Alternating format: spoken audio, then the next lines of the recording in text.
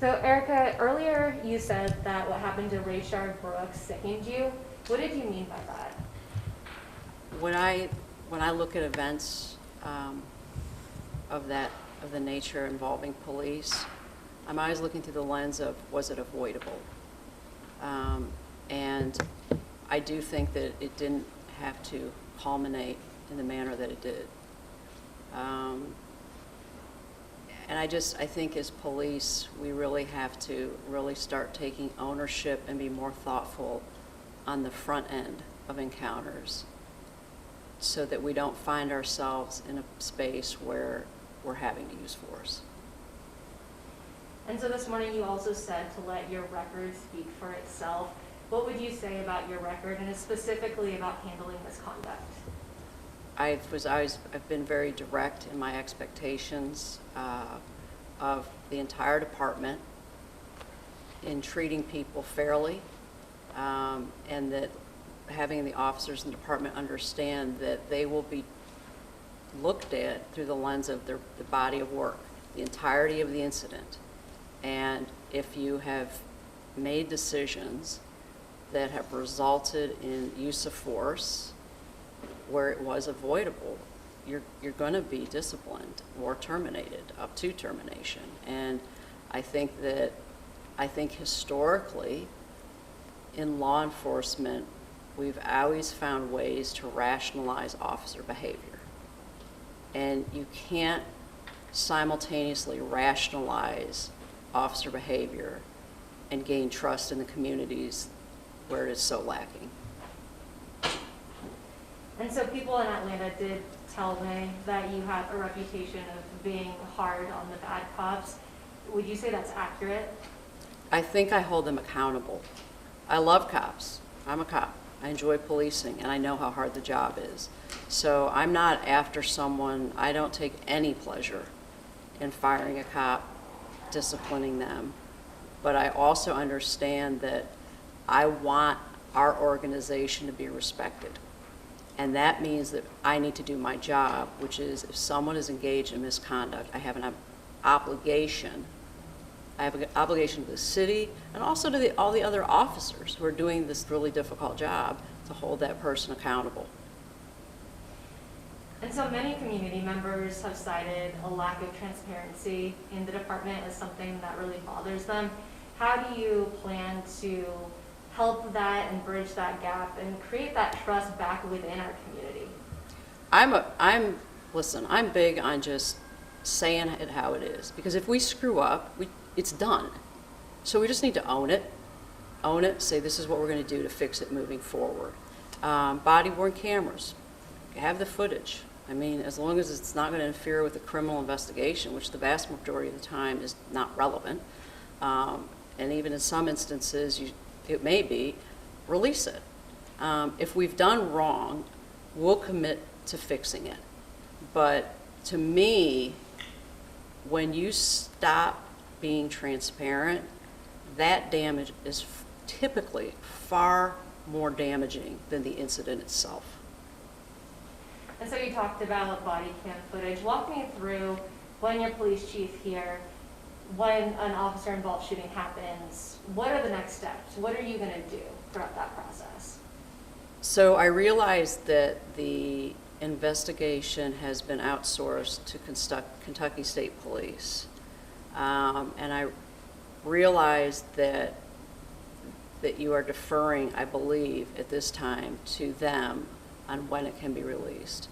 What I will say is, what the lens that I'm looking through is, I need to balance the community's potential outrage against withholding the evidence. And I think this is absolutely something that we're going to need to talk through with Kentucky State Police. I would like to think that we won't find ourselves in the posture anytime soon where we have to navigate this, but I think that their position I don't know how hard in the sand the line is drawn. My position is one of, provided it's not going to compromise a criminal investigation, you need to release it. So I think, to be fair to them, I need to meet with them and find just what is their posture and how firmly entrenched in it are they. Many LMPD officers don't actually live in the city. Are you planning to live in Louisville? Yes. And then, do you plan to replace any leadership within LMPD? Some of the things that you said at the conference just indicated that that could be possible. I think that what my messaging to them this morning is the command staff will largely determine who is replaced. And by that I mean, I expect people to be positive. I expect them to speak up about what is right and wrong. I expect them to lead. And part of that is adapting to change and leading people through change. And if someone can do that, great, you're on my team, let's go.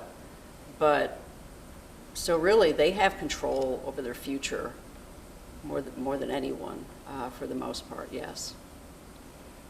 So you said that you specifically wanted to be a chief here in Louisville. Why Louisville? With the protests, with Breonna Taylor, with everything that's happened this summer, did you say specifically you wanted to be a chief here? Correct. This was the only department that I applied to in the country. I felt that the city was vibrant. I felt it was compassionate. It was engaged. That's not a given everywhere. It's just not. And when I looked at the department, yes, they had this horribly tragic incident, but I felt that the officers cared and were really committed to and trying to get it right. And so for me, when I looked at it, I felt like Louisville has the potential, and LMPD specifically, to be a leader in 21st century policing. We can get this done. And that's why I pursued this one position. And you said just now that you want it to be an example. You said that earlier as well, that everything that we're going to do from here on out will end up being an example for the rest of the country. But what happens between now and then once we get to that point as people continue to die? Our homicide rate is quite high. I think absolutely, if you're asking just from operationally what's a priority, the priority is getting the homicide rate down while simultaneously rebuilding community trust. I don't think it's an either or.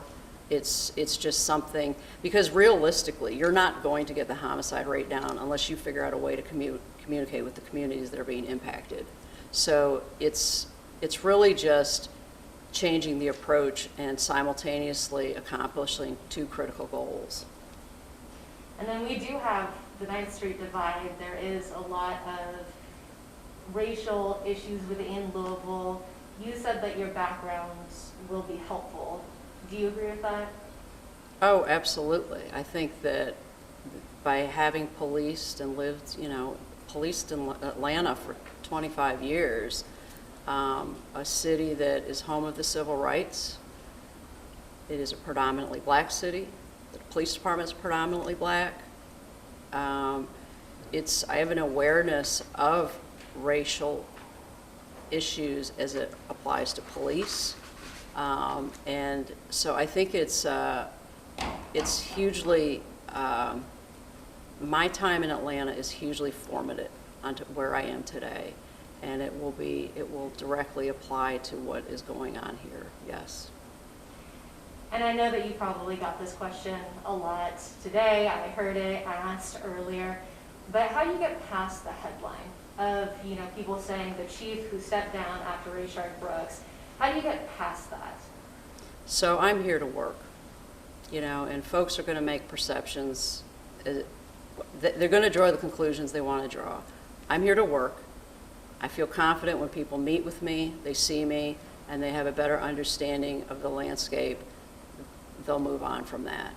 I'm not concerned about that. I know what I can do, and I'm going to get it done. There's been an issue with recruitment of officers around the country, here in LMPD as well. How are you going to ensure that we're getting good cops on the force? You're right. That's a question that every chief is getting. And I think the key thing is you can't panic and lower the standards.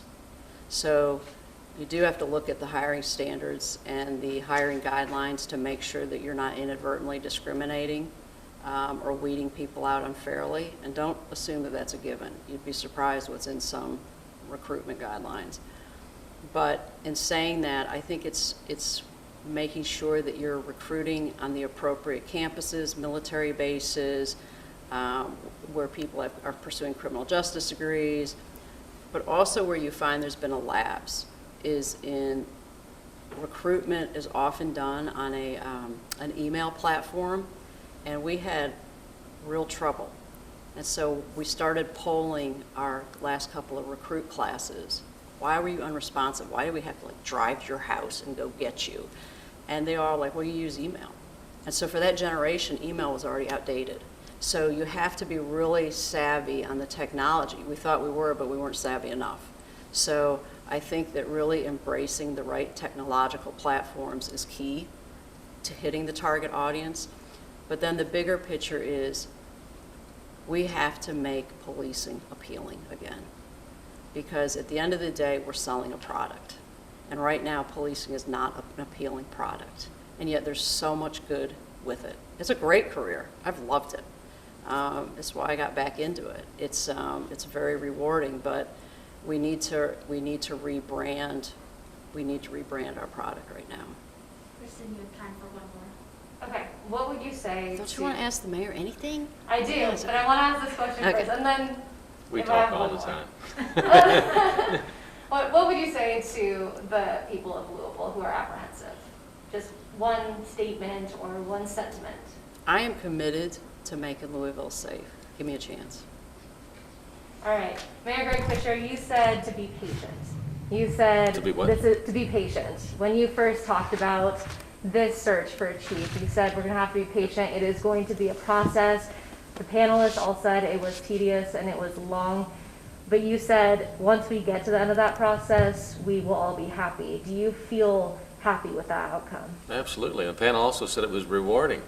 That is So, true. when you spend a lot of time on something and it ends up with a result that exceeds your expectations, that is time well spent. So when you have 8 people on a selection panel, 6 of them African Americans, unanimously arrive at the same candidate by a long shot, and then she agrees to the position, and knowing the national reputation that Chief Shields has and her ability to connect with the community, LMPD, and be a change agent to define what best policing practices look like in the 21st century, that's a really exciting day here for our community. So yes, I'm happy. And we have a lot of rebuilding to do. I don't know how much of the process you were in or if this was mostly the panelist decision, but do you think that we're going in the right direction? Oh, absolutely. No, I was intimately involved with all aspects of this. This is obviously a super critical hire. And, you build trust one action at a time. And we've had a tough year in 2020 with the pandemic and Breonna Taylor's tragedy, racial justice issues, and people are traumatized all over the country. So the only way you can rebuild any kind of a relationship is just by actions of trust, doing what you say you're going to do, showing that you've learned and improved with that, and then putting that to practice. And that's on behalf of LMPD, and that's an expectation for our community as well, because we will only have the best police force in the country if that's co-producing public safety with our residents, LMPD together. So that's really the dream, where everybody is saying, we are doing this together, we're a safe community because we understand what each other can do, and we trust each other, and we're moving forward.